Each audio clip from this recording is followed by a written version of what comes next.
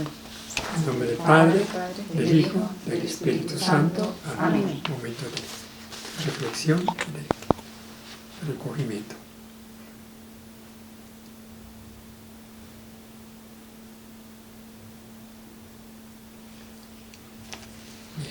Te damos gracias, Señor, porque tu palabra sigue siendo viva y eficaz entre nosotros. Reconocemos nuestra impotencia e incapacidad para comprenderla y dejarla vivir entre nosotros. Ella es más poderosa y más fuerte que nuestras debilidades, más eficaz que nuestra fragilidad, más penetrante que nuestras resistencias. Por eso te pedimos que nos ilumines con tu palabra, para que la tomemos en serio y nos abramos a aquello que nos manifiesta, para que confiemos en ella y le permitamos actuar en nosotros de acuerdo con la riqueza de su poder. Madre de Jesús, que confiaste sin reservas, pidiendo que se cumpliera en ti la palabra que te fue dirigida, danos el espíritu de disponibilidad para que volvamos a encontrar la verdad sobre nosotros mismos. Haz que ayudemos a hombres y mujeres a encontrar la verdad de Dios sobre cada uno. Haz que la encuentren plenamente el mundo y la sociedad en que vivimos, las personas a las que queremos humildemente servir. Te lo pedimos, Padre, por Jesucristo, tu palabra encarnada, por su muerte y resurrección, y por el Espíritu Santo, que renueva constantemente en nosotros la fuerza de esta palabra. Amén. Las oraciones son a la vez textos bíblicos, porque el cardenal Martín era un gran biblista y en la oración desarrolla toda una teología del Espíritu Santo y de la palabra. Hermoso, sí. Muy bien. Hoy vamos a empezar con un documento que ya tenía preparado desde hace 2 o 3 semanas. Le explico exactamente el contenido. El discurso. Nosotros hemos empezado a estudiar el discurso de despedida de Jesús en la última cena. Y cuando lo leemos, finalmente pensamos de que es un monólogo de Jesús dirigido a sus discípulos, un discurso de despedida, por tanto muy, muy sensible, muy íntimo, ¿no? Donde él habla de corazón a corazón, después que Judas se retiró, se salió para ocuparse de sus asuntos, ¿no?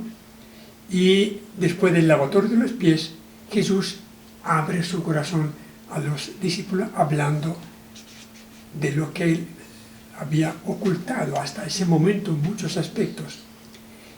Leyéndolo atentamente yo encontré que en este discurso de Jesús él revela verdades que nunca había tocado durante su magisterio, su ejercicio público.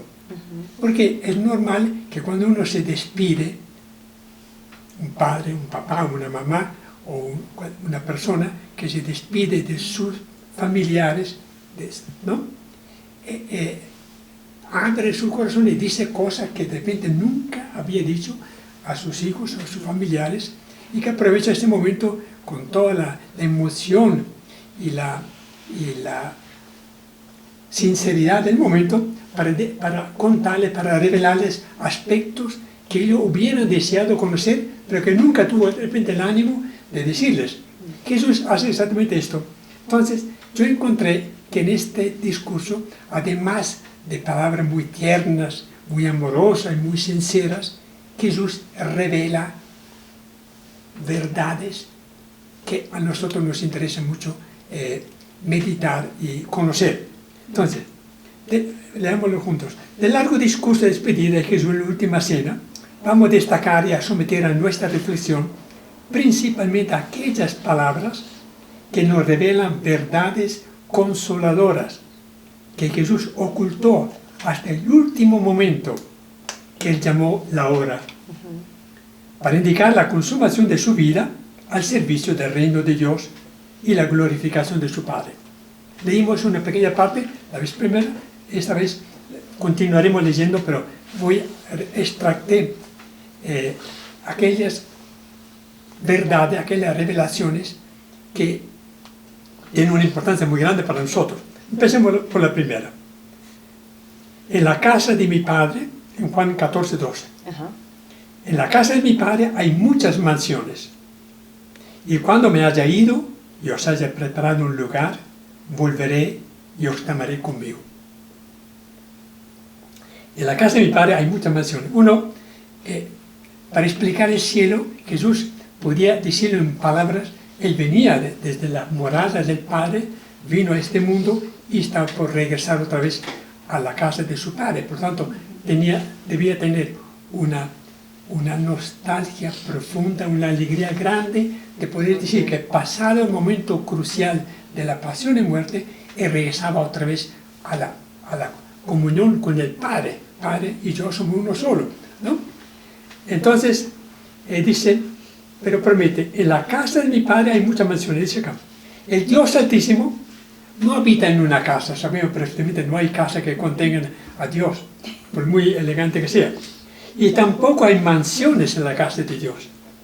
Sin embargo, Jesús, en la intimidad de la última cena con sus amigos, los apóstoles, se expresa como un hijo que después de una larga ausencia y a pocas horas antes de su muerte, desea regresar lo más pronto posible a la casa de su Padre.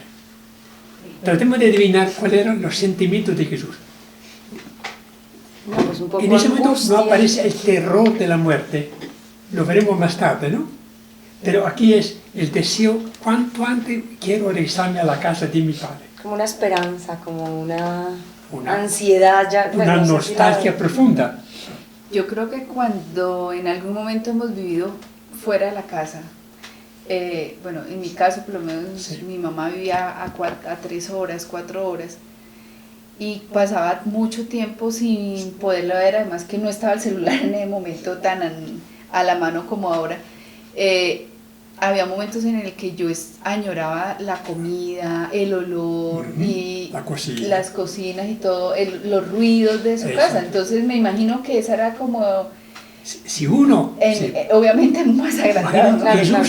Que venía desde de la unión beatífica total, de la plenitud, de la alegría, de la verdad, del amor, de la belleza del Padre y en comunión con el Espíritu Santo, que significaba pocas horas todavía faltan. Poco después fue detenido, fue llevado ante el Sanedrín, fue flagelado y al día siguiente, ni siquiera un día completo, porque eran las 6 de la tarde y a las 3 del día siguiente ya estaba resucitado, ¿no? Sí. Bueno. Dios es amor y su casa y su hogar es su propio corazón, donde junto a su Hijo unigénito tienen cabida todos los que creyeron en Él. Entonces, la morada de Dios es el corazón de Dios, el amor de Dios. Y luego agrega, y cuando me haya ido, eso es más importante para nosotros, y os haya preparado un lugar, volveré a tomarles conmigo. Esta noticia tuvo que haberles hecho brincar a los apóstoles si hubiesen entendido de verdad lo que estaba prometiéndoles. Yo me voy a prepararle un puesto en la casa de mi Padre y volveré para tomarles conmigo. Entonces, la tristeza de los apóstoles, de los que estaban presentes, sí, de verdad, Jesús, Juan retomó las palabras vivas de Jesús, lo sabemos. Tuvo que causarle una profunda alegría y esperanza. Tan así que preguntamos, ¿por qué no nos llevas? ¿Por qué no nos dices a dónde vas para que te sigamos? Bueno, dice, nuestra esperanza cristiana se apoya en la promesa que Jesús volverá un día y nos introducirá en la casa de su Padre. Entonces, la razón de ser de nuestra vida es que sufrimos, llevamos a cuesta nuestra cruz cada día, servimos a nuestro prójimo, vivimos cada día con una gran esperanza que es que un día entraremos junto a Jesús, cuando venga acompañado de sus ángeles, de sus santos, entraremos a la casa y nos tendrá reservado un puesto a cada uno. No solo escribirá en nuestra frente un nombre nuevo que solamente Él conoce, ¿no? Entonces, si los apóstoles hubiesen adivinado lo que estaba diciendo Jesús, hubieran saltado de alegría. Muy probablemente era una esperanza muy suave. Algunos años antes del Evangelio de Juan, en el año 50, lo había afirmado San Pablo en esos términos: el mismo Señor bajará del cielo, acompañado de la voz de un arcángel y del sonido de la trompeta de Dios. Entonces los que murieron siendo creyentes en Cristo resucitarán. No sabemos cómo será la resurrección. Pensamos nosotros que nuestro cuerpo será devuelto al espíritu, porque cuando uno muere uno piensa que el cuerpo permanece acá, está desgarrado del alma, pero muchos teólogos dicen que cuerpo y alma perecerán y Dios nos dará un nuevo cuerpo glorioso y una nueva alma. Lo que permanecerá será nuestra identidad de personas, ¿no? Lo que Dios ha construido a lo largo de 50, 80 años seguirá viviendo, será nuestra identidad. Yo, Patricia, Emilio, Carolina, Luz Dari, ¿no? Si Dios nos da esta gracia, volveremos a vivir. Entonces, y seremos arrebatados, que eliminen la nueva, junto con ellos al encuentro del Señor. Seremos arrebatados junto con ellos. Okay. Falta esta palabra, junto con ellos. Muy bien. En la primera carta a los Corintios, capítulo 11, 26, cada vez que coméis de este pan y bebáis de este cáliz, anunciáis la muerte del Señor hasta que vuelva. Entonces siempre San Pablo anuncia que Jesús volverá y retomará a los que han comido y bebido su cuerpo y su sangre, los volverá a retomar. En Apocalipsis, capítulo 22, verán su rostro y llevarán su nombre en la frente. Apocalipsis 22. El que da testimonio de todo esto dice, el mismo Juan: sí, yo voy a venir pronto. Amén, Señor Jesús. Es un acto de fe y de esperanza. Muy bien, entonces, la primera verdad que nos revela Jesús, que en la casa de Dios hay muchas mansiones. Sí, cada uno de nosotros, de acuerdo al desarrollo de la gracia, dice San Pablo, que de acuerdo a la estatura de Cristo que hayamos alcanzado, cada uno tiene que alcanzar determinada estatura, según la gracia de Dios, según la colaboración. Tendrá un puesto en el cielo. Okay. Segundo, que Él vendrá seguramente a retomar a los suyos. Otro texto, otra revelación. En Juan 14, 6. Yo soy el camino, la verdad y la vida. Jesús por primera vez dice, únicamente yo soy el camino. Es la verdad que nos hace libres y nos enseña cómo debemos llevar nuestra vida conforme a la verdad que es Cristo. Él es el camino que nos enseña cómo andar por la senda que lleva al Padre.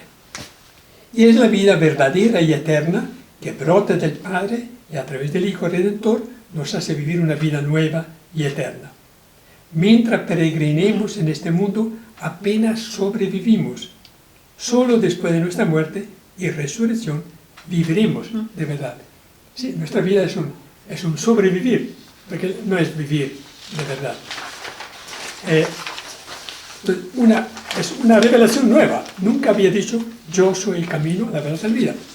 En otra palabra, nadie puede llegar al Padre y a ocupar el puesto que Él nos ha preparado, sino a través de Cristo, que es el camino, es la revelación y la vida. Otra revelación, otra verdad que nos revela en este discurso, en Juan 14, 9. El que me ha visto a mí, ha visto al Padre. Si uno lee de corrido el discurso, no cae en la cuenta que hay frases y verdades muy sobresalientes que nunca antes había dicho Jesús. lo encontramos en esto. Jesús no se identifica con el Padre. El Padre es Padre y el Hijo es el Hijo. Jesús es el Hijo unigénito del Padre que vive en plena comunión de vida, conocimiento, voluntad y amor con el Padre. Por lo tanto, el que ha visto a Jesús ha visto al Padre. Una revelación estupenda porque los apóstoles, ante todo los dos, Felipe y Andrés, le dijeron, muéstranos al Padre y con esto tenemos suficiente, ¿no? Dice, quien ha visto a mí, ha visto al Padre. El término ver a Jesús en el Evangelio de Juan significa creer en Él. Por tanto, no es... Nosotros estamos privados de ver a Jesús porque vivimos 2000 años después, pero significa los que creímos en Jesús hemos visto al Padre, porque en Él encontramos los rasgos, los lineamientos de la bondad, de la misericordia, de la belleza de la verdad del Padre. No tenemos que buscar a Dios por fuera del Evangelio, de la palabra de Jesús. San Pablo dice que ahora vemos a Dios confusamente, como en un espejo, pero un día lo veremos tal cual es. Muy bien. Otra verdad, número 4. Juan 14:13. Yo les concederé todo lo que piden al Padre en mi nombre. Es una revelación total. Dice, todo lo que piden en mi nombre, ¿no? ¿Qué significa en mi nombre? Haciendo lo que Él nos ha ordenado. No simplemente decir, en nombre por nuestro Señor Jesucristo, tu Hijo, ¿no? Que así terminan casi todas las oraciones de la liturgia. Pues uno dice, ya lo pedí en nombre tuyo. Es mucho más, el alcance del nombre indica viviendo tal como Jesús ha vivido y nos ha enseñado. Yo les concederé todo, yo. Mire, Jesús se apropia como si Él fuera el propio Padre, ¿no? Yo les concederé, no el Padre, no el Dios. Lo que pida el nombre, en mi nombre. Jesús nos permite su poderosa intercesión ante el Padre, porque ha pagado con su muerte una fianza para que seamos salvos. Él es el sacerdote mediador de gracias ante el Padre. Una promesa formidable, saber que lo que pidamos al Padre en nombre de Jesús, el Padre nos lo concede.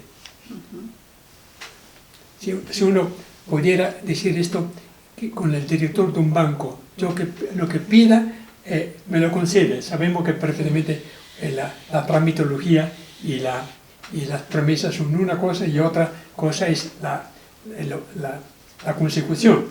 Pero Jesús se compromete con ellos que todo. Entonces, si nosotros tomáramos en serio estas palabras, obtendríamos todo lo que pedimos. Pero hay que tener el nombre de Cristo mismo pidió al Padre, si es posible, aleja de mí este cáliz.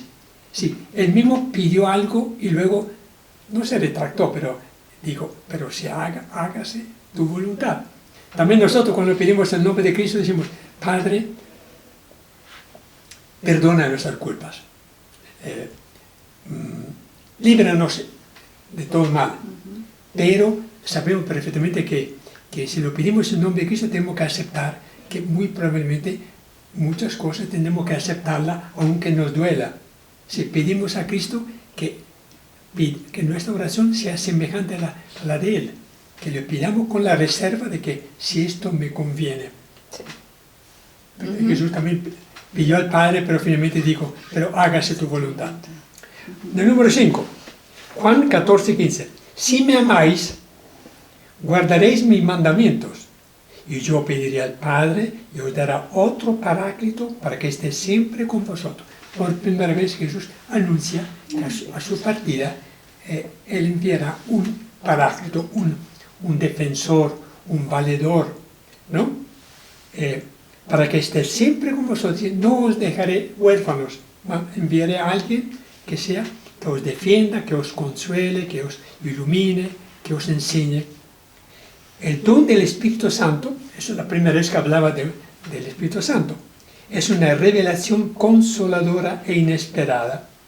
Jesús vuelve a la casa del Padre, pero no va a dejar huérfanos a sus amigos y a los que siguen sus enseñanzas. Él pedirá al Padre que les enviará otro paráclito. es el Padre, entonces envía otro defensor, el Espíritu Santo, a los que acogen su mandamiento. Los cristianos ortodoxos, no, que están separados de Roma,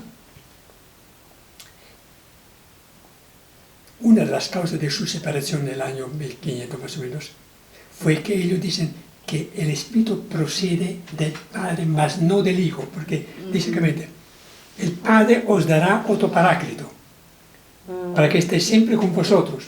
El Padre entrega al Espíritu a su Hijo, el Hijo nos lo da a nosotros. Entonces, el Padre y el Hijo son los que entregan el Espíritu a los creyentes, no solamente el Padre. En cambio, ellos se cerraron a la banda y por un manejo poco práctico de parte de los que estaban negociando con estos teólogos del Oriente, de Atenas y de Constantinopla, los cristianos ortodoxos dicen, no, el Espíritu es un don del Padre, mas no de Cristo. Todo lo que es del Padre es del Hijo.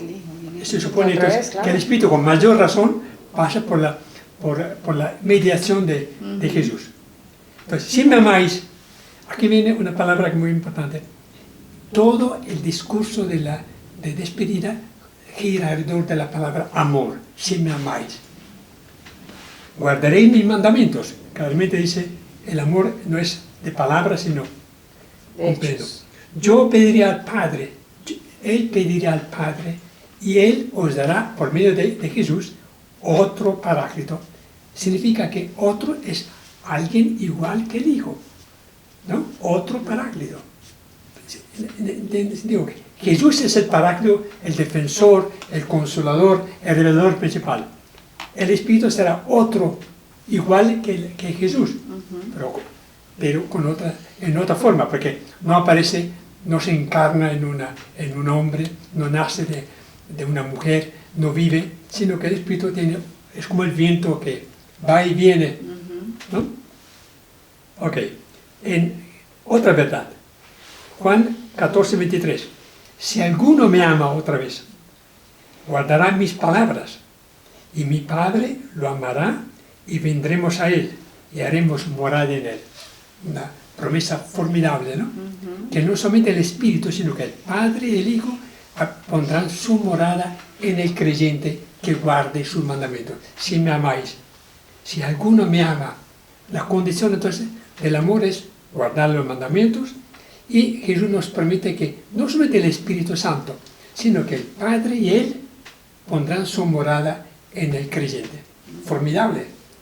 La habitación de la Trinidad Santísima en el hombre, ¿no? Sí. Es algo que debería causar la más grande alegría y consuelo, pensar que Dios no está lejano, ¿no?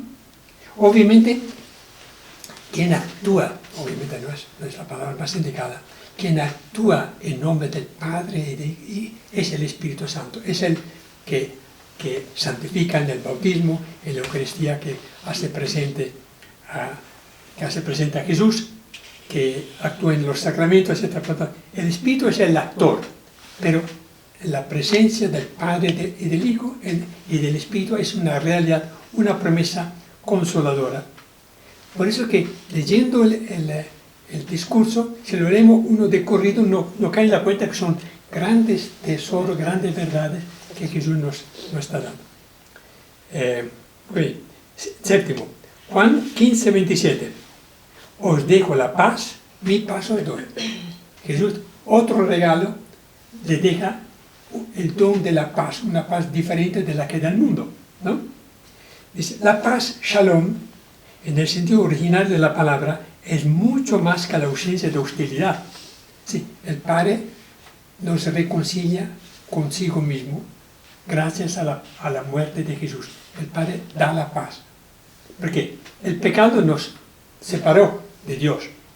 Mire, Israel vivió separado de Dios hasta el momento que Jesús trajo la nueva alianza, que es con su pasión y muerte.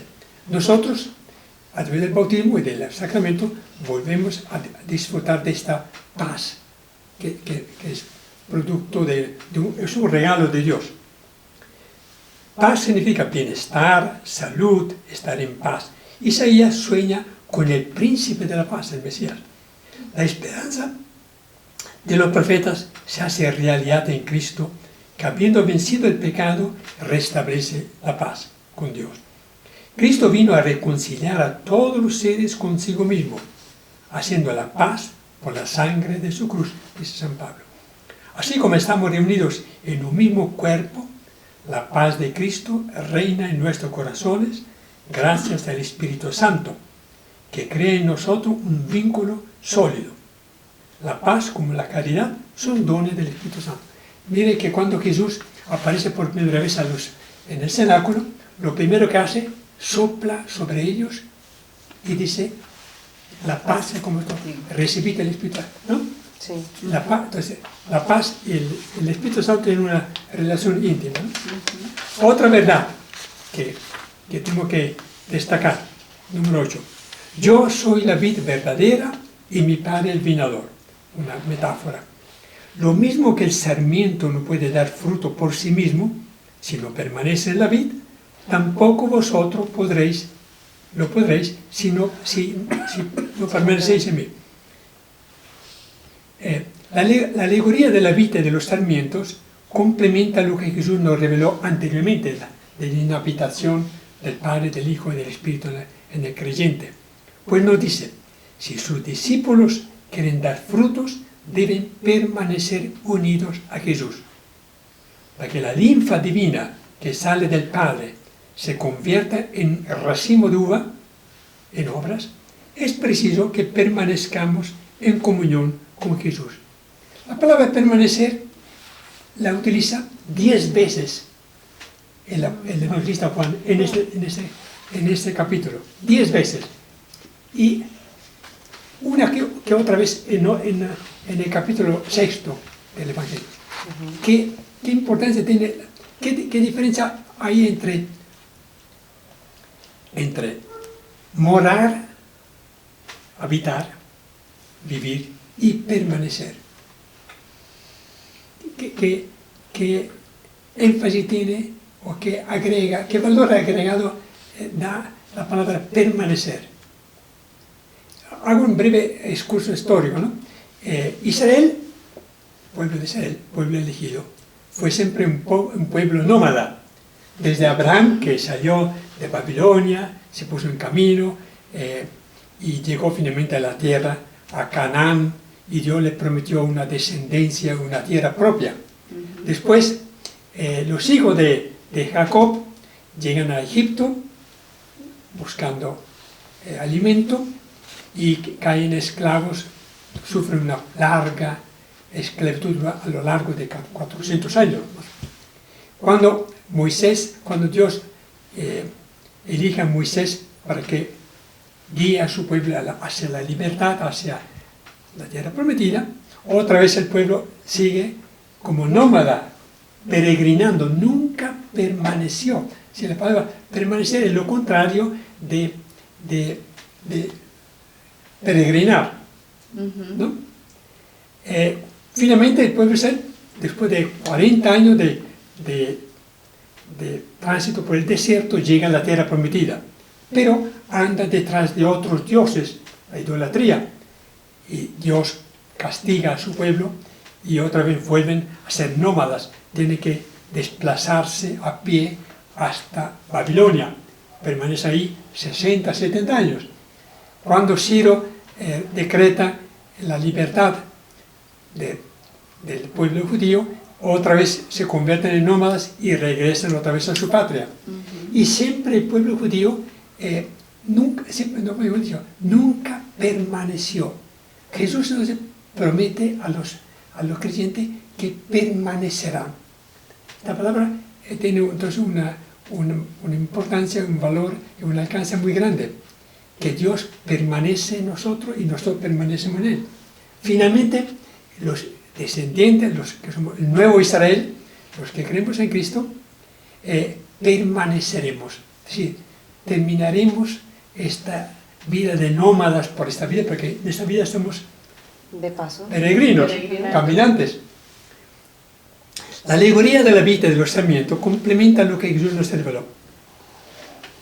reveló anteriormente. Pues nos dice que si sus discípulos quieren dar frutos, deben permanecer unidos a Jesús, ¿no? Entonces, el permanecer es mucho más que el estar juntos. Da a entender que hay que estar permanentemente en comunión con Jesús. Uno, lo diremos en una breve introducción, una cosa es estar junto a uno, otra cosa es permanecer. Por ejemplo, en el matrimonio uno se compromete a estar junto, ¿no? De acuerdo. Pero puede que uno lo esté físicamente sentado alrededor de una mesa, ¿no? Otra cosa es permanecer, indica que hay una comunión, una vida Una unión más plenamente estrecha. compartida. Ujú. Compartir. Entonces Sí, Jesús el dolor del otro. dice, yo soy la vida verdadera. El que si no permanecéis en mí, no podréis recibir la linfa que sale de la vida, de la mata. ¿No? O sea, el Padre. El Padre es el viñador y es a la vez la cepa. El Padre es la cepa de la vid. La cepa es la que está arraigada en la tierra. De ahí sale la linfa que pasa a través de las ramas, ¿no? De los sarmientos y finalmente da fruto, ¿no? Entonces, una imagen bellísima que me indica, si desprendidos o separados de Cristo, nosotros no servimos para nada. Entonces, una imagen muy bonita. Hace falta permanecer. Número 9. La gloria de mi Padre es que deis muchos frutos y seáis mis discípulos. Entonces, la única forma para glorificar al Padre es dar frutos, buenos frutos. Es lo que Jesús nos enseñó en el Padre Nuestro. Santificado sea tu nombre, ¿no? Glorificar al Padre a través de las obras buenas que realizamos. Glorificamos el nombre del Padre dando muchos frutos y siendo muy buenos discípulos de Jesús, su Hijo. Número 10. Este es mi mandamiento nuevo, es mi mandamiento, que os améis unos a otros como yo os he amado. Entonces, le decía la última vez, Jesús nos dice, no basta amar al prójimo y odiar a los enemigos, como era el caso de Israel, sino que hace falta amar al prójimo como Jesús nos ha amado. Entonces, otra verdad nueva que nunca antes había salido a flote en la predicación de Jesús. Número 11, otra verdad. Vosotros sois mis amigos si hacéis lo que yo os mando. No, pasan de ser discípulos, ¿no?, a ser amigos. Es un paso muy importante. Os he elegido, yo os he elegido, y os he destinado para que vayáis y vuestro fruto sea duradero.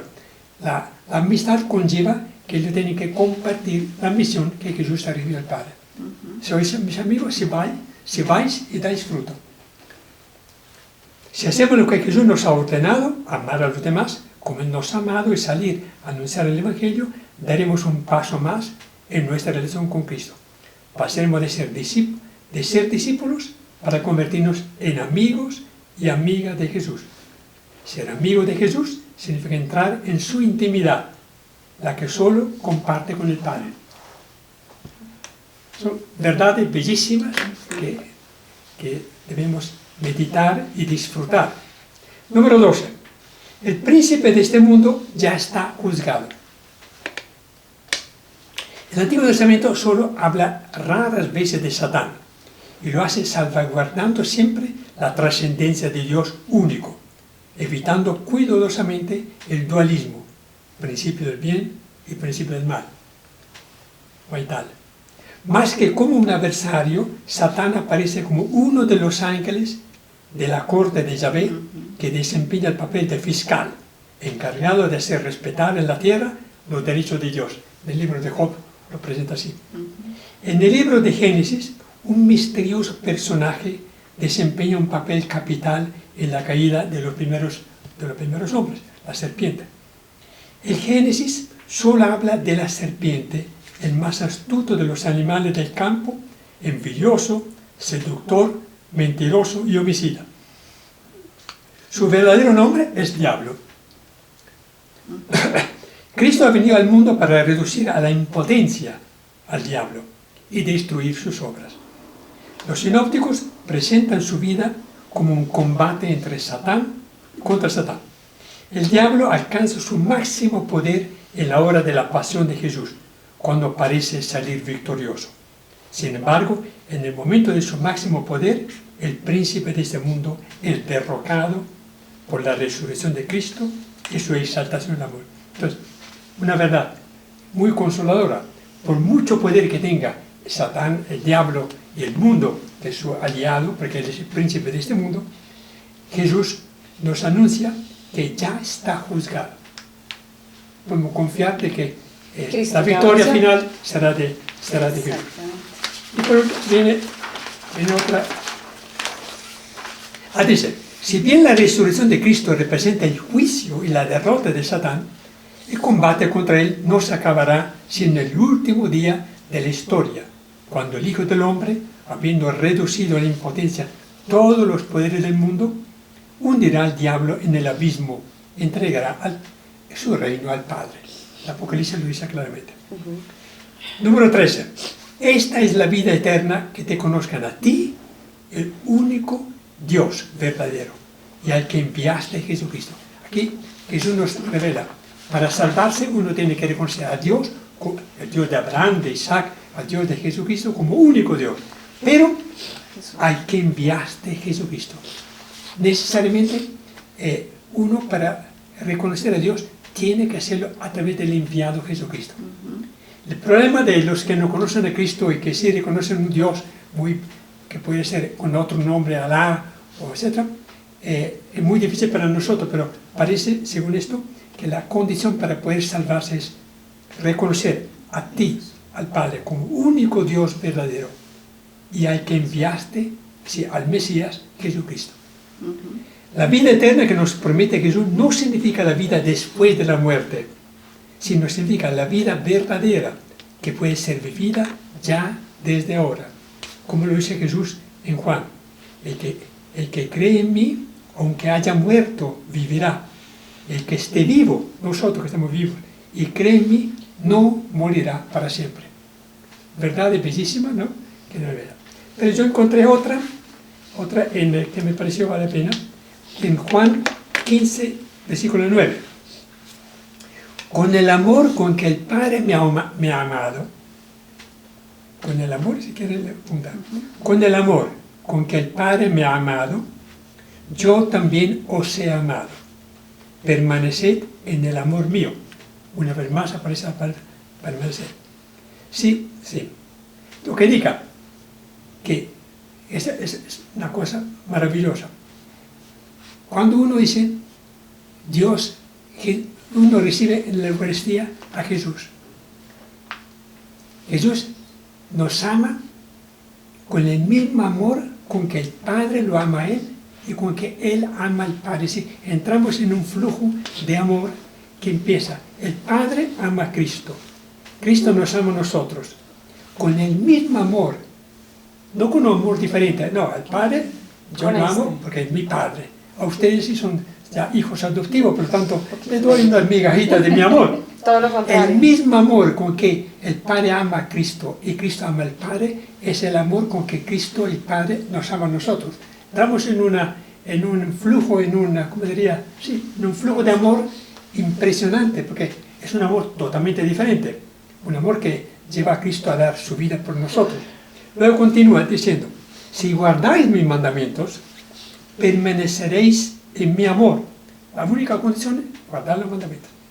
Lo mismo que yo he guardado los mandamientos de mi Padre y permanezco en su amor. Mire, la reiteración de la palabra permanecer. permanecer. Cuando uno ama a una persona, en la amistad, en el matrimonio, etc., uno desea permanecer siempre al lado de la persona que ama, ¿no?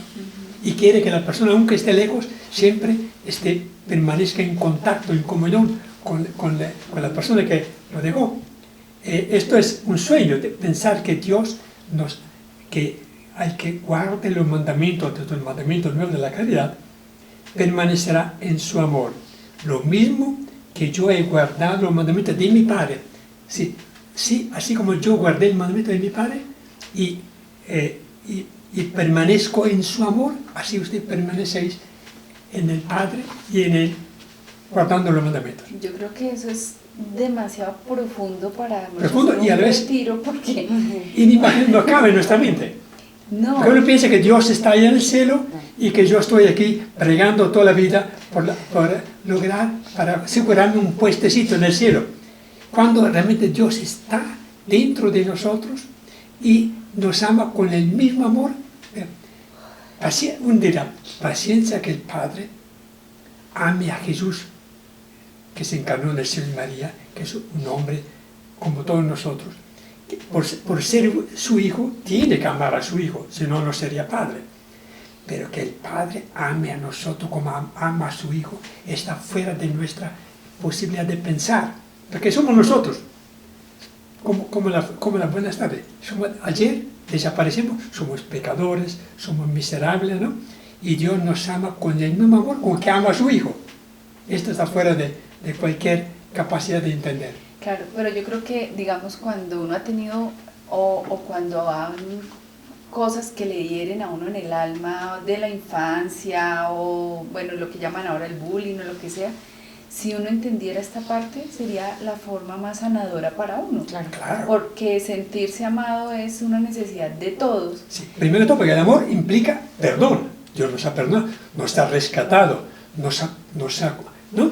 Y además nos dio la vida, y además nos sigue amando como amó su hijo. Esto sí, lo diga fuera de... Sí, cada uno. Eso nos introduce desde la vida íntima de la Santísima Trinidad. El flujo de amor de Dios, Padre, hacia su Hijo, obediente al mandato del Padre, llega por medio de Jesús en el Espíritu Santo hasta que crea y permanezca en Cristo, a los que creen, a los que permanecen en Cristo.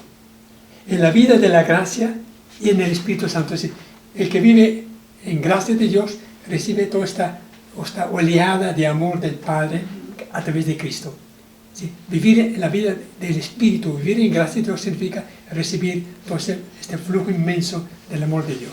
Muy bien, yo creo que vale la pena rescatar estas 14 verdades que no aparecen nunca prácticamente en los sinópticos, únicamente en el discurso de despedida.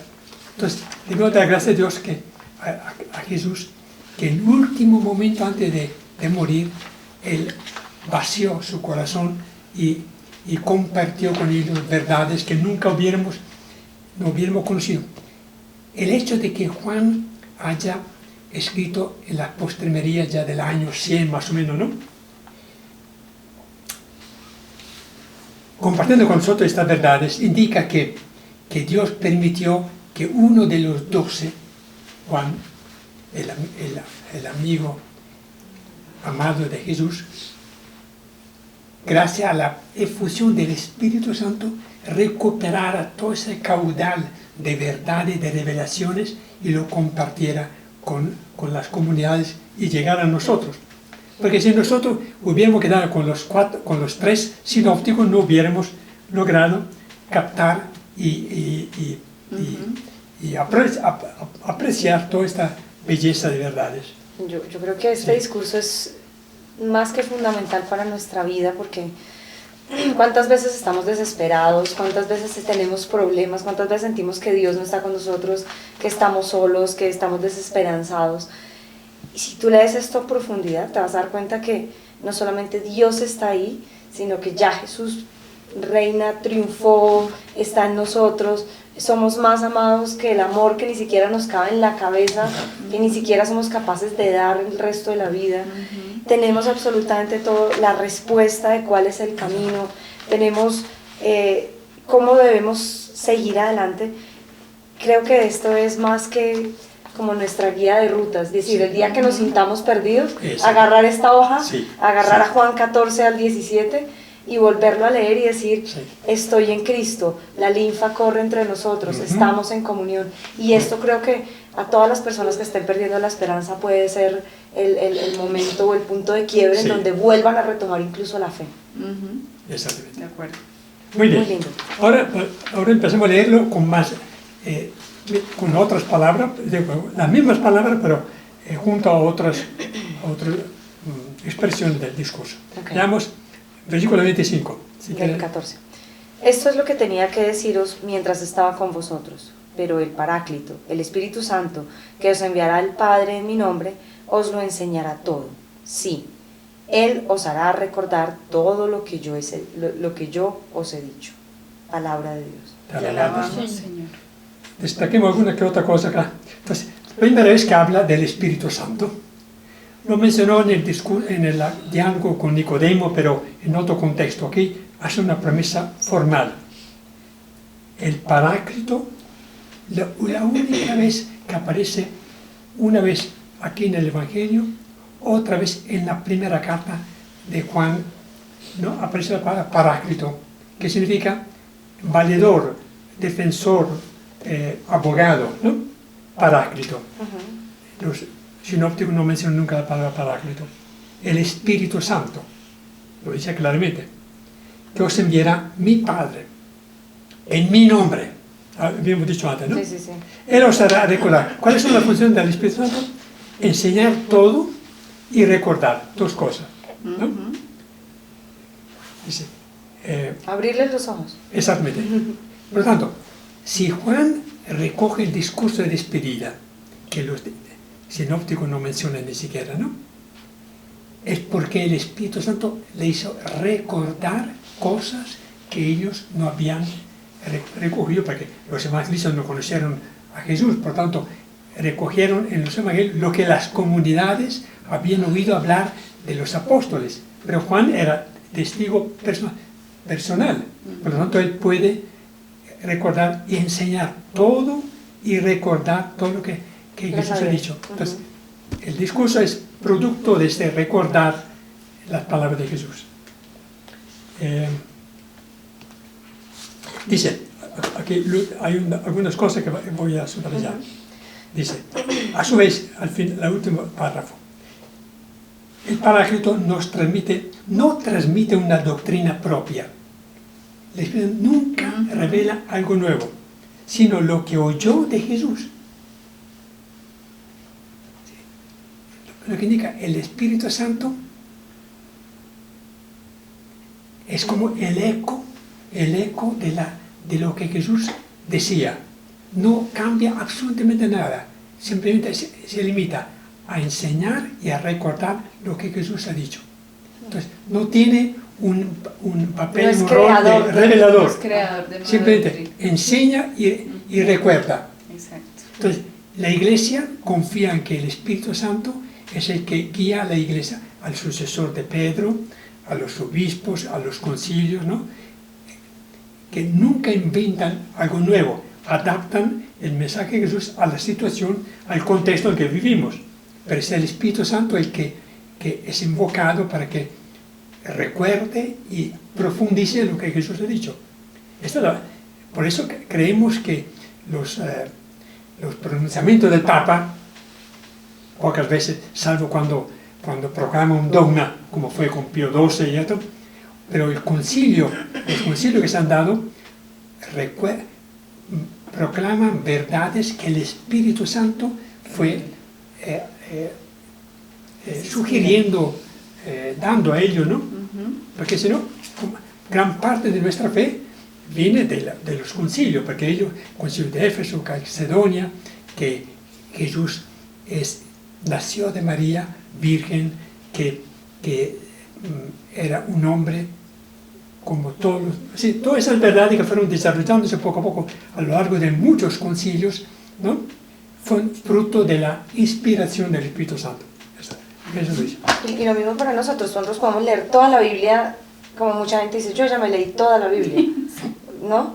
Y uno dice, y ajá, resulta que de ahí a que haya transformación en mi vida, depende del Espíritu Santo que yo la pueda comprender. De hecho, antes de orar siempre deberíamos pedirle al Espíritu Santo que nos explique, que nos traduzca, para que pudiéramos realmente comprender lo que quiere decir la palabra. Obviamente, si cada uno cree que el Espíritu Santo le está enseñando, recordando, se puede equivocar. Eso es el problema de los protestantes, ¿no?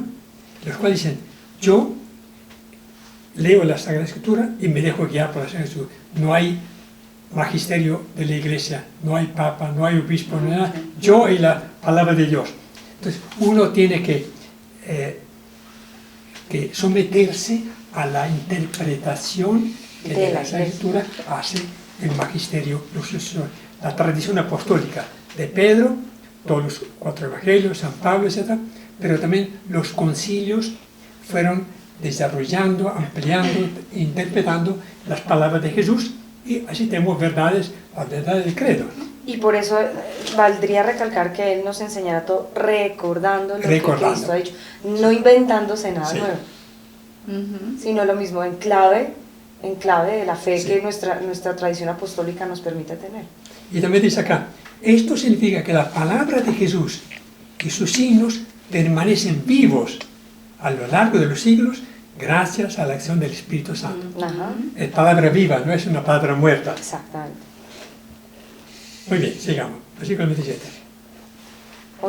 Valdría pena que leyeran por su cuenta luego el texto, porque hay cosas muy valiosas que he recogido. ¿Sí? Os dejo la paz, es mi paz la que os doy, no es a la manera del mundo como os la doy. Que vuestro corazón no se turbe ni se espante. Palabra de Dios. Te alabamos, Señor. Entonces, regalo la paz. Shalom, que es mucho más que la paz. Paz, verdad, luz, vida y gozo. Dice, en este caso Jesús no saluda a los suyos, sino que les deja la paz cuando apareció. En el Salmo 72, entonces florecerá la justicia y una paz grande hasta el final de la luna, dice el salmista. En Isaías 9, capítulo 9, versículo 5, el Mesías llevará el nombre de príncipe de la paz. Jesús vino a traer la paz, es decir, una nueva alianza. Mire que en la consagración el sacerdote dice, esta es la sangre, es el cáliz de mi sangre, sangre de la nueva y eterna alianza, un pacto nuevo que Jesús viene a restablecer, porque el antiguo pacto finiquitó, ¿no? Entonces, Él viene a dar un pacto de paz, ¿no? Una alianza de paz en su sangre. Cuando uno firma un pacto con la propia sangre, como ocurre, ¿no? En ciertos pactos de sangre, uno da mucha importancia, porque si yo firmo con mi sangre un pacto, una alianza, es porque indica que pongo todo mi ser como respaldo, como fianza. Bueno, Jesús firmó una alianza con su sangre. ¿Qué más puede hacer? Derramando su sangre para sellar esta nueva alianza con el Padre. Bueno, la paz de Jesús es fruto de la justicia de Dios, fruto del perdón y de la misericordia. Muy bien. Versículo 28. Habéis oído lo que os he dicho. Yo me voy y vengo a vosotros. Palabra de Dios. Te alabamos, Señor. Tuvo que haber sido triste a los apóstoles, se va. Pero esperanzador. Imagine, ellos divididos con ambiciones personales como Juan y Santiago, sí, desconfiando el uno del otro. Además, con el ejemplo de Judas. La ira de Jesús tuvo que haber causado una tristeza y un desaliento muy grande. Pero dice, yo me voy y vengo a vosotros. Cuando resucitó, volvió a estar con ellos. Me voy y volveré a vosotros. Jesús profetiza su pronto retorno. Él es el Hijo del Hombre que vendrá con poder y gloria. Es Él que tiene el poder de dar su vida, de retomarla y de donarla a los suyos. ¿Cómo no confiar en Él? Tuvieron que hacer palabras muy consoladoras. Me voy y vuelvo. Sigamos, 28b. Si me amarais, os alegraríais que me vaya al Padre, porque el Padre es mayor que yo. Palabra de Dios. Te alabamos, Señor. Esta expresión, el Padre es mayor que yo, causó desde los primeros años de la Iglesia la herejía de Arrio, ¿no? ¿De qué? La herejía Arrio, los arianos. Ok. A partir de esa frase, sacada de su contexto, la interpretaron en el sentido de una subordinación del Hijo al Padre, porque dice, porque el Padre es mayor que yo. Según ellos, el Hijo no es uno con el Padre desde toda la eternidad, sino que es tan solo la primera de las criaturas. Por tanto, es Dios. Es un Dios intermedio, decían ellos. Los padres de la Iglesia combatieron con fuerza esta interpretación utilizando argumentos que no tienen nada que ver con la exégesis. Dijeron que el Hijo es menor que el Padre porque ha sido engendrado por el Padre. Supone que el Hijo es menor que el Padre porque es producto del amor del Padre. Pero esta es una reflexión dogmática posterior al tiempo en que Juan escribió el Evangelio.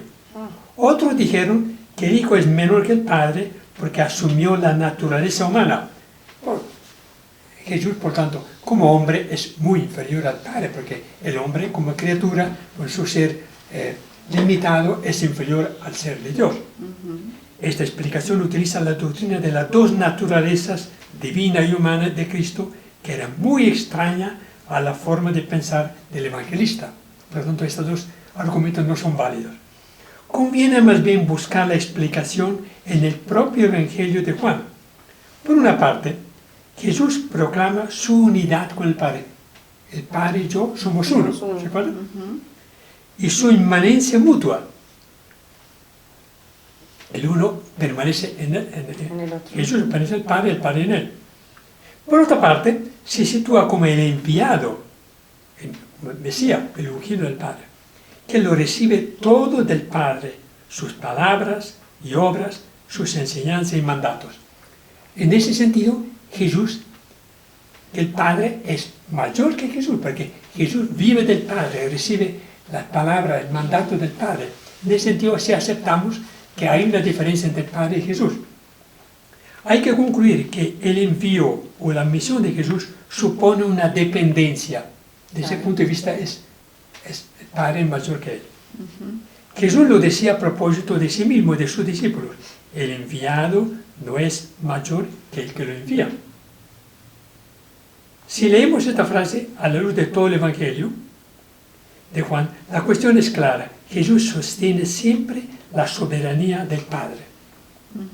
¿Y qué es lo que pretende todo el ministerio de Jesús sino dar a conocer al Padre y glorificarlo? La misión del Padre, mayor que yo, pone de manifiesto la perspectiva fundamental del discurso de despedida, el encuentro de los discípulos con el Padre a través de Jesús. Esa debe ser la causa de su alegría. Entonces, cabe aceptar la expresión el Padre es mayor que yo porque el Padre es el que envía a Cristo, el Padre le sugiere palabras y le da el poder para hacer todas las obras, ¿no? Muy bien, sigamos al último versículo 29. ¿Sigue para ti? Sí. Ahora os he hablado antes que esto suceda, para que creáis cuando suceda. Ya no hablaré mucho con vosotros, porque está llegando el príncipe de este mundo. Palabra de Dios. Te alabamos, Señor. Jesús dice que les había hablado antes. Nosotros no tenemos Registro. memoria de lo que pudo haber dicho, pero seguramente Jesús había tocado ese tema antes, pero ahí lo reafirma, lo recalca. yo no hablaré mucho con vosotros, porque ya estaban los últimos momentos de compartir con ellos, porque está llegando el príncipe de este mundo. Yo sabía que Dios dio libertad a Satanás, al diablo, de actuar con toda libertad, instigando a los sumos sacerdotes, a los fariseos, de ocuparse de Jesús como lo han hecho, ¿no? Por lo tanto, Jesús dice que quien actuó ahí no fueron hombres como los sumos sacerdotes, como Pilato, etc., sino que fue el príncipe de este mundo. Es un misterio muy grande cómo Dios pudo haber entregado a su Hijo al poder de Satanás, representado por Pilato, por estos representantes de la religión judía que condenaron a Jesús. El príncipe de ese mundo lo llama. Esto nos hace pensar que no ha cambiado nada. El mundo está siendo manejado por Satanás. Y tenemos todas las pruebas que queramos, porque vemos que el mundo, basta abrir televisión, radio, leer la prensa y nos damos cuenta que quien maneja este mundo son los grandes grupos financieros que tienen como única finalidad apoderarse de todo el poder, de todo el dinero y exprimir, ¿no?, a los pobres, condenándolos a una vida que no es la mejor, por supuesto. Detrás de ellos no está Dios, no está el Evangelio, sino está obviamente alguien que maneja misteriosamente las riendas, ¿no? Pero tenemos la plena confianza que finalmente Cristo derrocará al demonio. Pero Jesús fue la primera víctima, aparentemente, de este poder del príncipe de este mundo, que estaba representado por Judas en ese momento.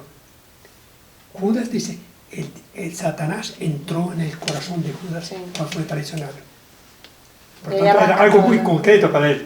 Judas más las autoridades religiosas. Muy bien. Aquí hay una nota en la página 12. Yo no hablaré mucho con vosotros, ahora empieza el tiempo de silencio. Fueron las últimas palabras de Jesús a los hombres, fueron estas palabras, prácticamente el discurso que él pronunció. Sigamos. Versículo 30b. No tiene ningún poder sobre mí, pero el mundo ha de saber que amo al Padre y que hago lo que el Padre me ha ordenado. Levantaos, vámonos de acá. Palabra de Dios. Te alabamos, Señor. Nos asegura, el demonio no tiene ningún poder sobre él. Aparentemente sí, lo tenía todo, ¿no?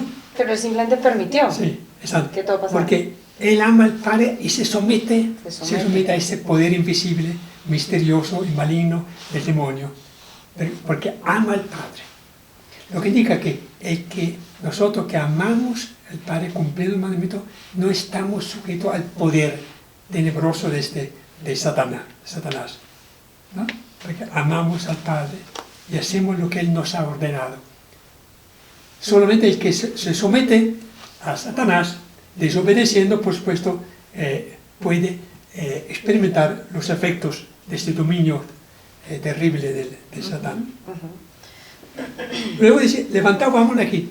Aparentemente termina el discurso de Jesús. En cambio, esta palabra, de repente, el redactor del discurso la hubiera colocado cuando Jesús agonizó en el Getsemaní, cuando dice a los apóstoles, ya podemos despertar, ¿se acuerdan? Sí. Que fue 3 veces. Levantaos y vámonos de aquí. O hubiera tenido que suspender, terminar, concluir el discurso y irse con los apóstoles al Getsemaní, porque por tanto no hay, esta palabra está fuera del lugar. Levantaos, vámonos de aquí, y continúa a hablar. Lo que indica que también el redactor colocó aquí esta palabra que no tiene directa relación con lo que sigue, con el discurso. Okay. Muy bien. Según el León Dufour, el evangelista, al leer el testamento de Jesús, encuentra que ha proyectado con su discípulo algunos de sus rasgos personales, que los convierte en otros Cristos. Están encaminados como Jesús hacia el Padre. Jesús ha preparado un puesto cada uno. Guardan las palabras recibidas, son dirigidos por el mismo Espíritu, sus peticiones son escuchadas y sin reservas, y finalmente son amados por el Padre al que conocen. Sí, en el discurso de Jesús, Jesús habla en primera persona, pero refleja lo que serán en la vida de los discípulos, ¿no? Recibirán el Espíritu Santo, se dejarán guiar por el Padre, etcétera, ¿no? Cuando vemos en esta palabra, en la que siguen, el eco o la misión que Jesús nos ha dejado en nosotros. Lo que Él sufrió es lo que nosotros tendremos que afrontar. Muy bien. Y pasamos a la próxima unidad, Juan 15, 1-17. Me gustaría que leyeras la introducción. Miramos a fondo nuestra vida. Uno de los engaños más frecuentes y dolorosos que se dan en el matrimonio y en la vida eclesial y religiosa, y aún en otros ámbitos de la vida, es el de estar ahí físicamente, pero sin tener sentido de pertenencia. Estar en la casa con la esposa y los hijos, pero tener la mente o el corazón en otra parte. Ser parte de una comunidad parroquial o religiosa, pero no compartir con los demás los valores, creencias y tareas comunes. El dilema es consiste en estar o en permanecer. Hay diferencia. Yo estoy aquí, pero mi mente y mi corazón están en otra parte. Sigamos. Uno se engaña a sí mismo y a los demás cuando cree que basta con estar sin pertenecer y permanecer. El evangelista nos relata cómo Jesús planteó esa exigencia a través del mashal, de la vid y de los sarmientos. Muy bien. Raymond Brown, uno de los grandes estudiosos de Juan en el género literario, dice que la alegoría de la vid pertenece al género literario mashal, parábola, analogía, al cual pertenecen también las imágenes de la puerta y del pastor. Este mashal está formado por elementos que encontramos en el Antiguo Testamento. La viña, que era Israel, está presente en Jeremías, en Ezequiel. Pero en nuestro texto la viña no representa a Israel, sino a Jesús. Él es la viña. Yo soy la vid, ustedes los sarmientos. Pero es frecuente que Jesús aplica a sí mismo imágenes que en el Antiguo Testamento se aplicaban a Israel o a la comunidad cristiana. La imagen de la vida es el equivalente a la imagen del cuerpo que utiliza Pablo, ¿no? Nosotros somos miembros del cuerpo de Cristo y recibimos la vida a través del cuerpo de Cristo. Muy bien, sigamos. Si quiere, lea usted la. Yo soy la vid, la verdad, y mi Padre es el viñador. Todo sarmiento que en mí no se dé fruto, ¿No dé fruto? que en mí no dé fruto, lo arranca, y todo sarmiento que da fruto, lo limpia para que dé un fruto más abundante. Palabra de Dios. Te alabamos, Señor. Entonces Jesús, una vez más, dijo, yo soy el pastor, yo soy la puerta, soy el pan, soy la luz. Aquí otra vez, yo soy la vid. Se apropia entonces de una imagen que estaba referida normalmente a Israel. Soy la vid, pero la verdadera. Aquí está la gran diferencia. Y mi Padre es el viñador. O sea, el que cuida de la vida. Que da sustento a la... El que da sí, sustento que cuida, la vida. que riega, Sí. que hace, ¿no? Dice, todo sarmiento que en mí no dé fruto, lo arranca. Gravísimo. Lo arranca. Y todo sarmiento que dé fruto, lo limpia para que dé un fruto más abundante. Eso es lo que pasa cuando uno tiene problemas. El que no da fruto, absolutamente, Dios lo arranca y lo bota al fuego. Yo trabajé en otra época en medio de viñas y yo tenía que ir a vendimiar. Uno se arma de unas tijeras grandes y va cogiendo los racimos y deja el ramo, el sarmiento privado del racimo y lo coloca en un canasto y luego de ahí va al tino, etc. Al final, en otoño, la vendimia se hace entre julio, agosto, septiembre. En octubre, en noviembre, uno corta todos los sarmientos que ya están privados de la uva, los corta y deja únicamente la estructura, ¿no? El tallo. El tallo grueso. Sí, para que en primavera renace otra vez, brota otra vez los ramos y poco a poco va llenándose de uva verde, luego uva toma los diferentes colores, ¿no? ¿Y qué Entonces, pasa si no se corta eso? ¿eh? ¿Qué pasa si no se corta esos, o sea, si no se deja el tallito, si no se... Porque se seca, sí. entonces, lo que se arranca va al fuego, se quema. Entonces, Jesús dice, el Padre arranca lo que no da fruto. Esto es terrible para nosotros, porque una vida que no produzca frutos de obra de misericordia, caridad al prójimo, servicio al prójimo, oración y comunión con Dios, Dios dice, será arrancado. Terrible, ¿no? Pensar que Dios, siendo que hemos sido plantados, hemos disfrutado de la vida, de los dones de Dios, pero no dimos fruto. Sí, ocupamos un puesto, ocupamos espacio que hubiera tenido que dar frutos, ¿no? Pero la segunda parte tuya es mucho más consoladora. Todo sarmiento que dé fruto, pero no lo suficiente, lo limpia, lo poda, para que dé fruto más abundante. Efectivamente, el viñador, yo me acuerdo en mi época,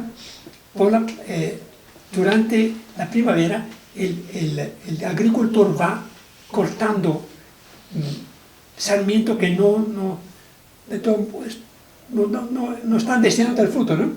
Que sobran. Okay. Mucho follaje, entonces lo va cortando y deja únicamente los que ya sostienen el racimo. Aquí dice, los que den algún fruto, pero no lo suficiente, Dios los poda, los limpia para que tengan un fruto más abundante. Entonces, la purificación, Dios permite que el que está unido a la vid, a la cepa, pero está de repente creciendo mal con algún problema. Entonces Dios lo va limpiando, lo va purificando, lo va podando, ¿no? ¿Qué dice acá? Oseas fue el primer profeta que recibió a Israel como el viñador. Aquí es los profetas. No cabe duda que Juan se inspiró en estos textos bíblicos de Oseas, de Isaías, de Ezequiel. Por ejemplo, Isaías dice, tiene que crecer y dar fruto abundante para manifestar la gloria de Dios. Israel tiene que dar fruto siendo fiel al único Dios y a la ley. Lamentablemente la vid, Israel, se convirtió en una cepa degenerada, en una viña bastarda. Ezequiel dice, sus sarmientos se han secado, los ha devorado el fuego. Pero la última palabra de Dios no es la destrucción. Israel florecerá y fructificará, y la faz del orbe se cubrirá de sus frutos. Hay una esperanza.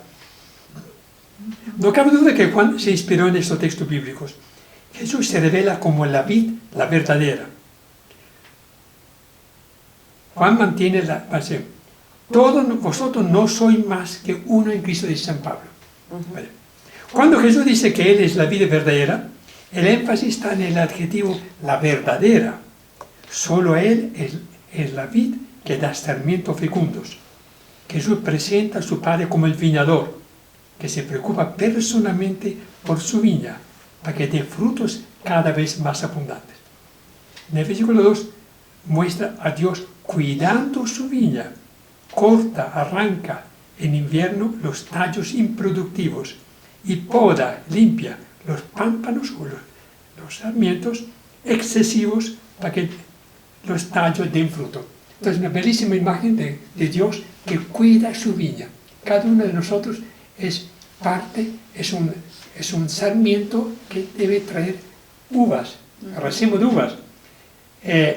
Y si nosotros nos demoramos o corremos riesgo de que el sol nos seca o la lluvia, entonces Dios entra y va cortando, va puliendo y va abonando la viña, ¿no?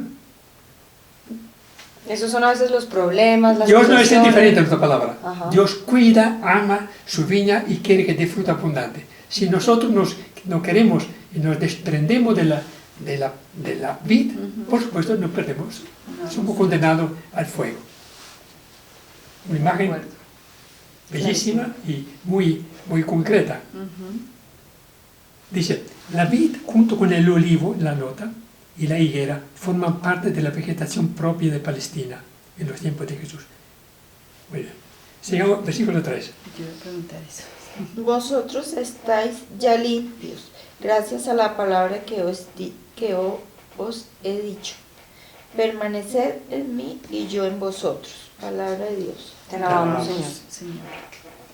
Lo había dicho ya durante el lavatorio de los pies, le he dicho, vosotros ya estáis limpios. No hace falta que yo limpio, ¿no? Por la palabra. La palabra es la que nos limpia, ¿no? Pero agrega, permaneced. No basta haber sido limpiado por el bautismo, ¿no?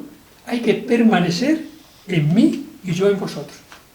Aquí la marca dice, uno dice, pero yo tengo a partir del bautismal, yo voy a misa, yo rezo, pero Jesús es mucho más enfático, permanecer, no estar de vez en cuando, no de vez en cuando acordarse de orar, sino permanecer. Es todo el día. Esto no es, Todo el tiempo. sí, vivir en comunión, en oración, y yo en vosotros. Entonces, Él se compromete, el que permanece en mí, yo permanezco en Él. Bellísima verdad, muy consoladora, muy, muy grande para nosotros. Ok, versículo 4b.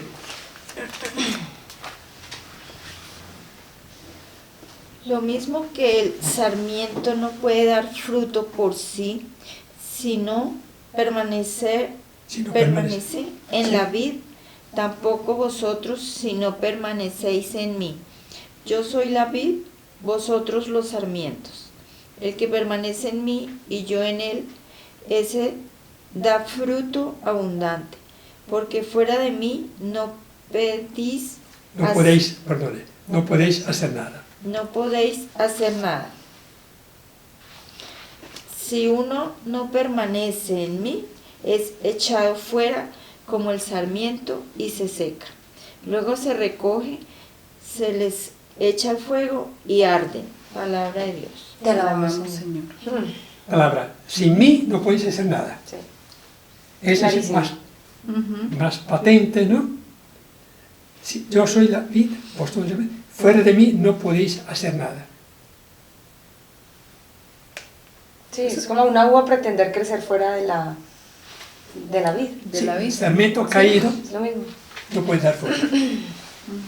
Que nos dice eso, que es inútil que nosotros pretendamos vivir cristianamente prescindiendo, digamos, de la unión, del permanecer con Él. Que no es, pensamos un poco lo común de la gente, de los cristianos, el hecho que se contentan con, fueron bautizados, de repente se casaron en la iglesia, hicieron la primera comunión, de vez en cuando van a misa. No, pero eso no es permanecer, es No, que es de vez un en cuando, escampadero. ¿no? Pero muy enfático, fuera de mí no podéis hacer nada. No hay grito, no hay poco más, pero nada.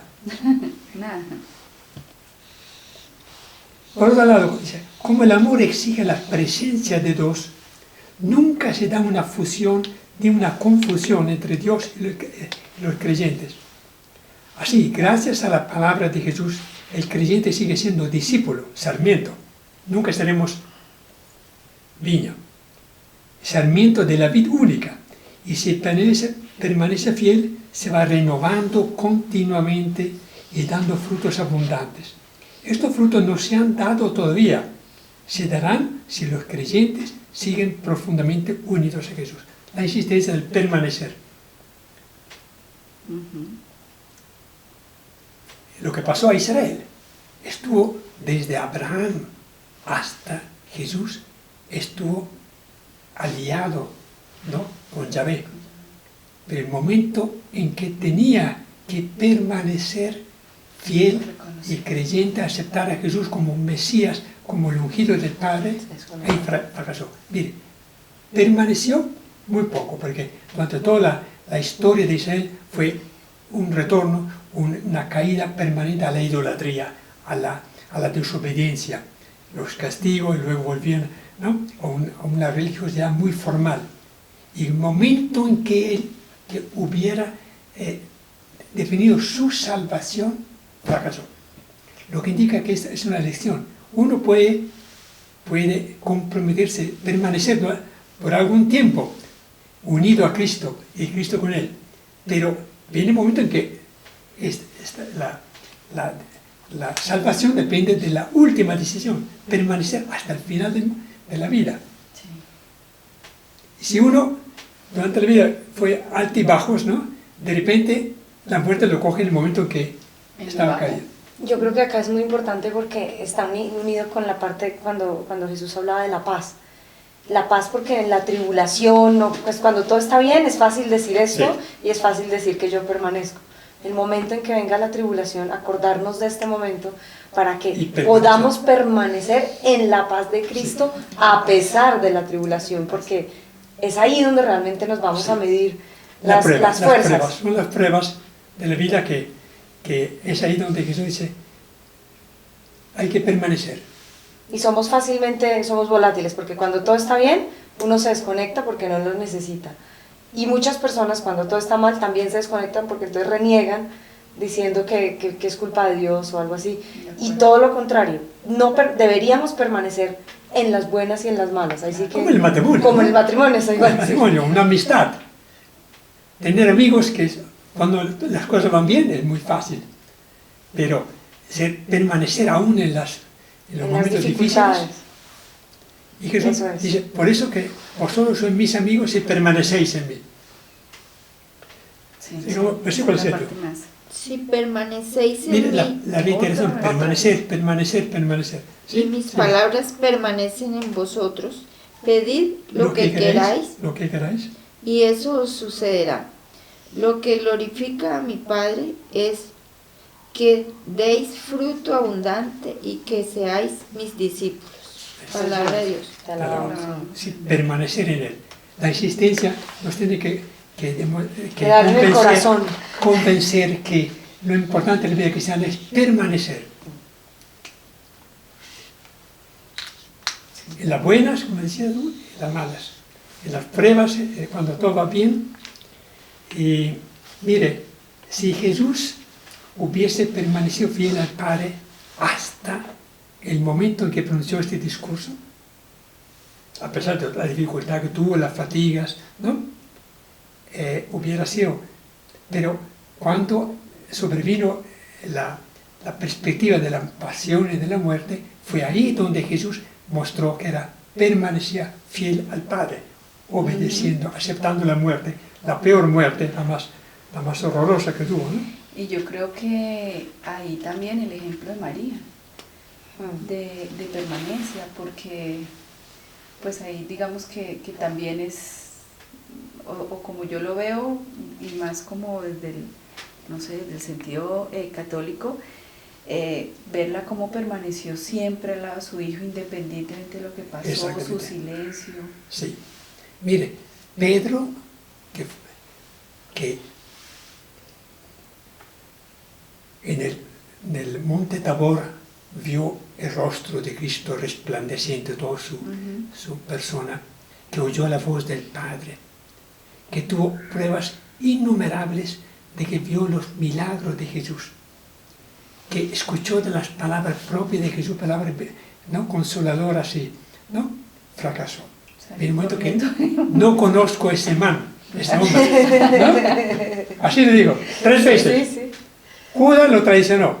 De modo que ahí está el secreto, permanecer. Cuando, después de la resurrección, lo llamó Simón, hijo de Juan, ¿me amas tú? Una primera vez, una segunda vez, una tercera vez.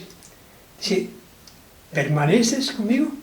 Y luego cuando le predice la muerte, vendrá un día en que tú serás conducido, le dio a entender, hasta este último momento tendrás que permanecer, amigo mío, porque le entregó la llave, ¿no? Sí. Permanecer no es nada fácil. ¿Se imaginan que Jesús nos tuviera que preguntar Sí. todas las veces que no hemos permanecido en Él? Y si lo amamos, serían miles. No acabaría. ¿El pecado qué es? Solo fuera Estar, pero no permanecer. Estar un ratico, pero después cambia, ¿no? intermitentes. Sí. Muy bien, permanecéis. Dice que lo que glorifica al Padre es el fruto abundante. No es cháchara, nada de palabritas, de oracioncitas, ¿no?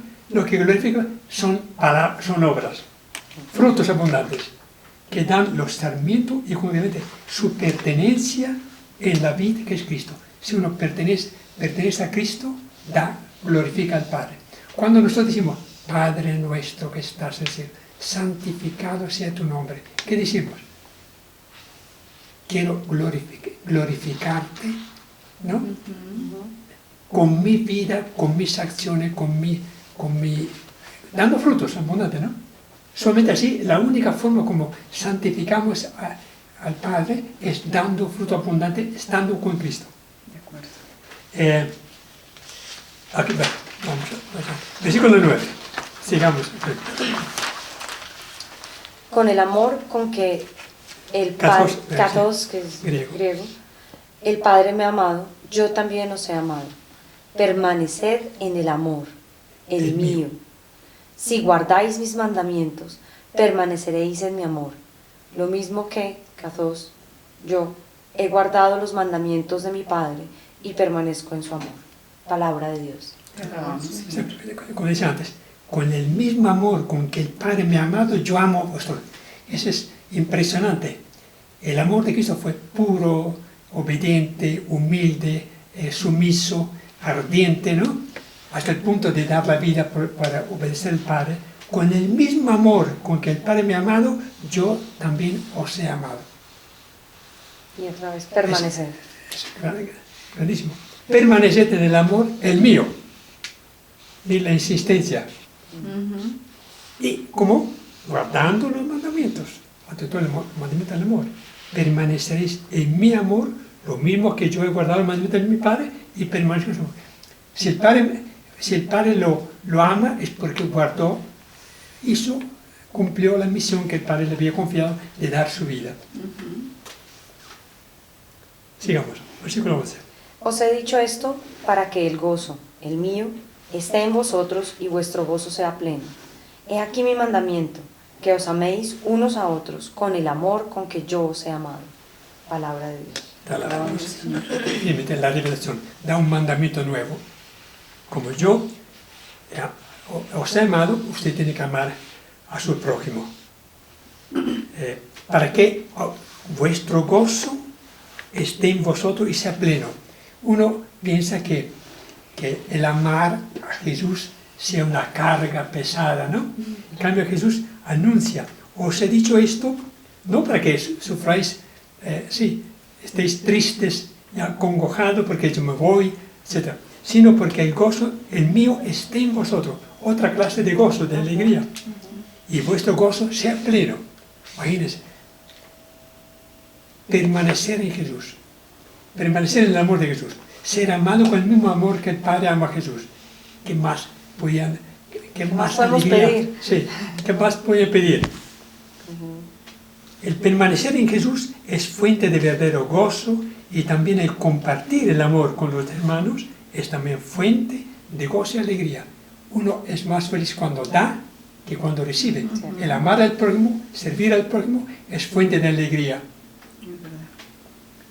Ese gozo es el mismo que sentirá Jesús cuando lleva a cabo su misión y entrega al Padre a los que están unidos con Él. ¿Te imaginas la alegría de Jesús el día en que Jesús entregue al Padre su reino?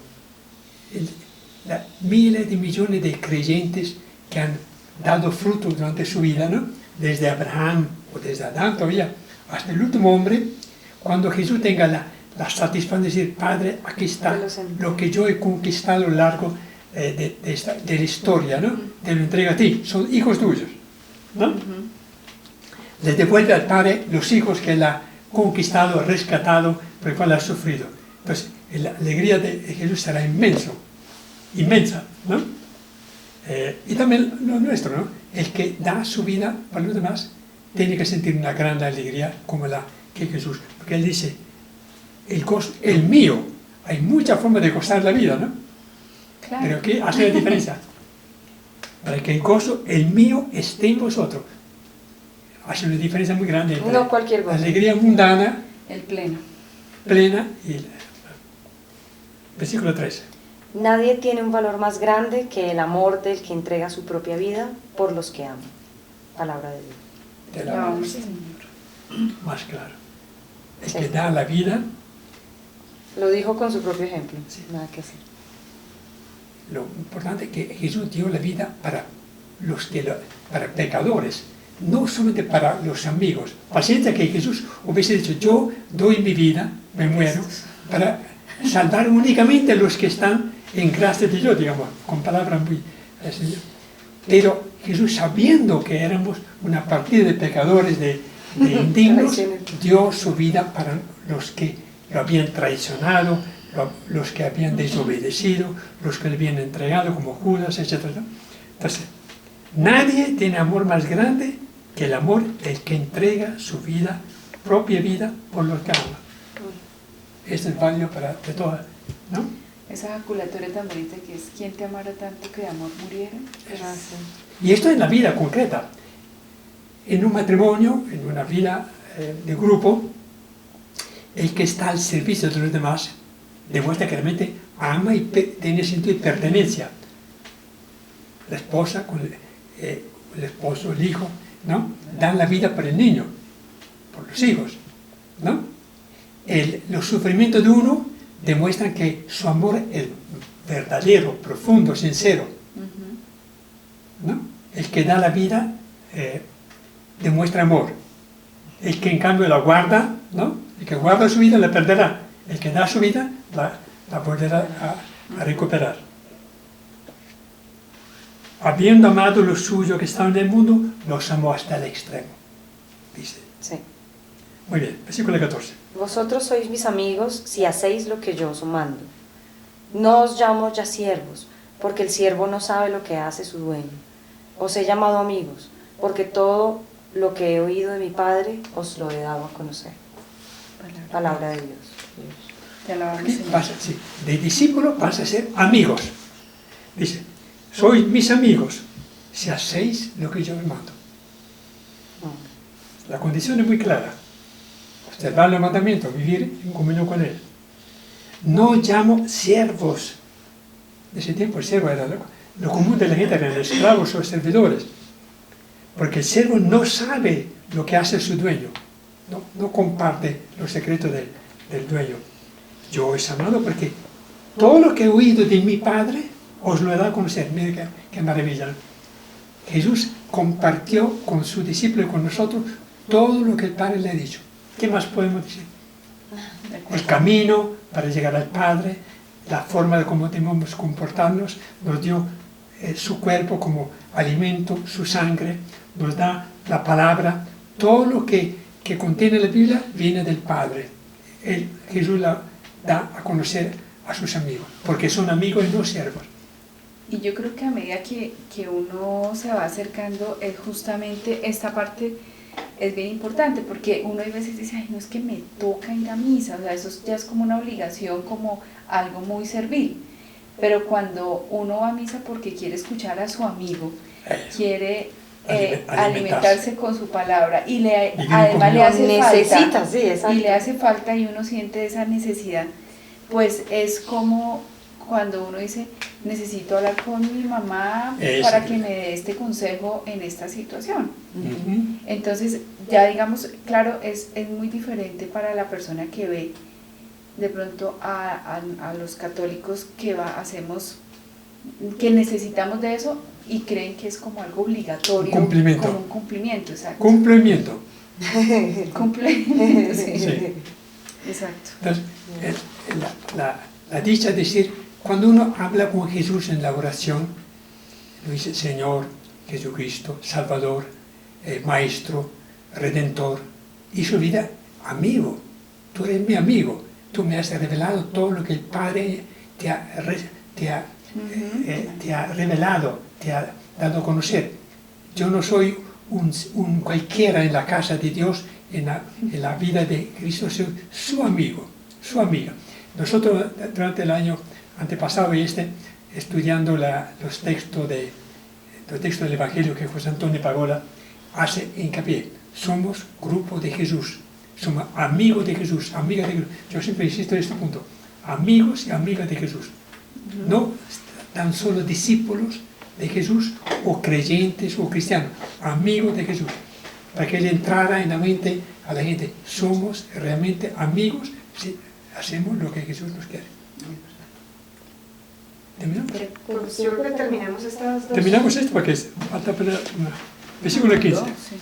Os he llamado amigos porque todo lo que he oído de mi Padre os lo he dado a conocer. Entre amigos no hay secretos. ¿No? Sí. Padre le ha revelado todo lo que un padre quiere para sus hijos y Jesús lo ha puesto al servicio de todos nosotros. Por eso que decimos palabra de Dios, la palabra del Padre, es la palabra de Cristo. La compartimos. Versículo 16. No sois vosotros los que me habéis escogido a mí, sino que soy yo el que los ha escogido a vosotros. Y os he establecido para que vayáis y deis fruto, y vuestro fruto permanezca, para que todo lo que pidáis al Padre en mi nombre os lo dé. Lo que yo os mando es que os améis unos a otros. Palabra de Dios. Te alabamos, Señor. Entonces dice, yo los he escogido. La iniciativa sale de Jesús. Él escogió a sus amigos. Pero agrega, para que vayáis. Uno no puede ser amigo para quedarse simplemente mirando al amigo, sino que tiene que seguir el ejemplo del amigo, para que vayáis y deis fruto y vuestro fruto permanezca, otra vez. Permanecer. Para que todo lo que pidáis al Padre en mi nombre os lo dé. ¿Con qué confianza? Imagínense, los frutos siempre dependen de que nosotros pidamos al Padre que nos dé la obediencia, la voluntad de seguir adelante. Lo que yo os mando es que os améis unos a otros, insiste otra vez en el amor del prójimo. Muy bien. Jesús revela su elección para la mano con la misión. Uno no puede ser amigo, es decir, por un lado, tengo una vida y por otro lado soy amigo de Dios. La vida mía, hago lo que quiero. Tú verás cómo te ves. Muy bien. Hemos avanzado un poco en este discurso, faltan una gran parte, el capítulo 15, lo veremos a continuación. Terminamos dando gracias al Padre que nos ha dado la dicha, la alegría de poder escuchar la voz de su Hijo y ante todo de aprovechar las enseñanzas y los regalos que nos ha dado hasta ahora permaneciendo en Él. Y con el propósito de permanecer, esa es la palabra clave de esta reunión. Yo antes de terminar quiero compartirles que hoy es nuestra grabación número 100. Este es nuestro capítulo número 100 y pues quiero agradecer primero que todo a Emilio porque ha estado acá en todo dedicado, comprometido y nos ha compartido todo su conocimiento y bueno, inspirándonos a enamorarnos más de Dios y de Jesús a través de su palabra. Sí, y pues queremos también dar las gracias a todas las personas que nos siguen para que pues esto lo hemos hecho con mucho cariño, para que todas las personas que tengan sed de Dios también tengan las herramientas y se puedan conectar desde donde quiera que estén.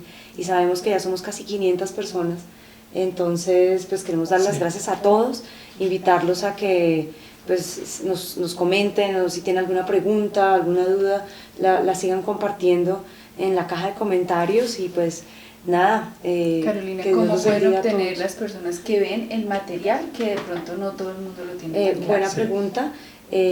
Nosotros no cobramos por este curso nada, sino que pedimos en aras de valorar el material que se ha desarrollado en muchísimos años de trabajo, una donación a las ciudades de Dios.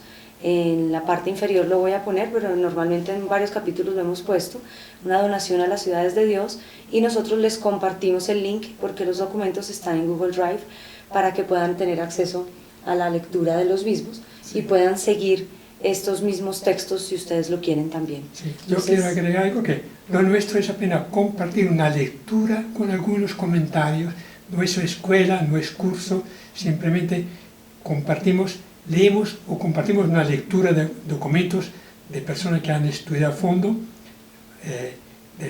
los textos bíblicos, y no tenemos ninguna otra pretensión ni ningún otro deseo de compartir entre 4, 5 o 6 personas lo que el Espíritu nos da a conocer, con mucha modestia, con mucha humildad. A la luz de la Iglesia, de los padres de la Iglesia, y en sincronía con lo que con nuestra tradición apostólica. Claro. Muy bien, terminamos. Entonces, gracias a todos.